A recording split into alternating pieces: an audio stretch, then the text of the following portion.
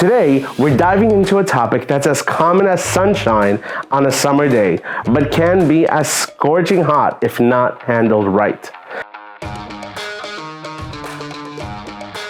I'm Avi Ben Mordechai, a clinical therapist, and today, let's talk about anger.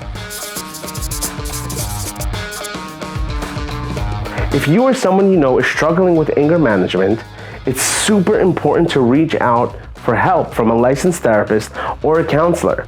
They're like lifeguards for your emotional pool. Now let's get into it. First off, what is anger? Understanding anger. Anger is a natural emotion. Just like happiness or sadness, it's your brain's way of saying, hey, something's not quite right here. It can stem from frustration, feeling threatened, or even just like having a bad day. It's like an emotional smoke alarm that goes off when there's a fire inside. What happens in your brain? All right, let's dive into the science of it all.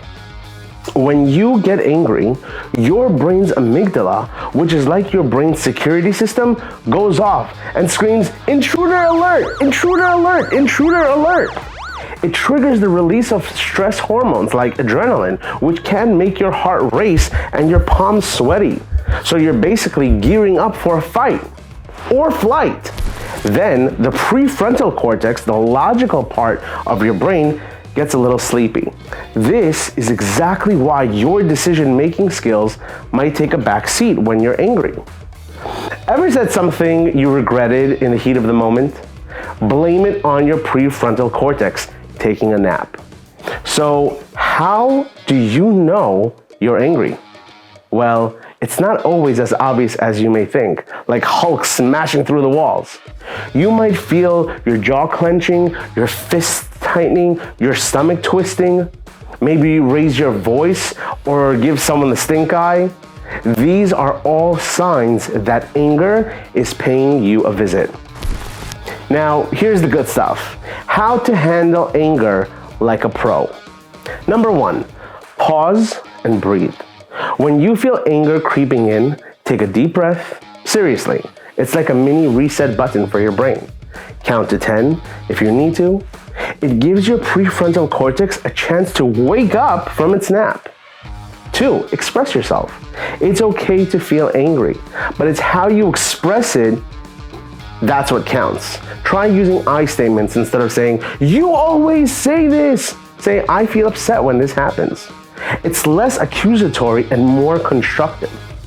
3, physical outlets. Sometimes a good workout or a long walk can help release pent-up anger. You can try journaling or talking to a friend who's a good listener. 4, seek professional help. If anger is a constant struggle or causing issues in your life, please don't hesitate to reach out to a therapist or a counselor. We can give you tools and strategies tailored for your specific needs. Remember, anger is a part of being human. It's okay to feel it, but it's essential to manage it in a healthy way. Be kind to yourself and don't be afraid to ask for help if you need it. You've got this. Thank you for joining me in today's video.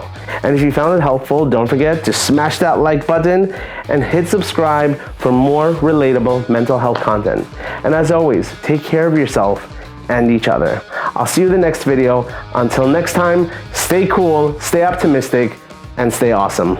Bye now.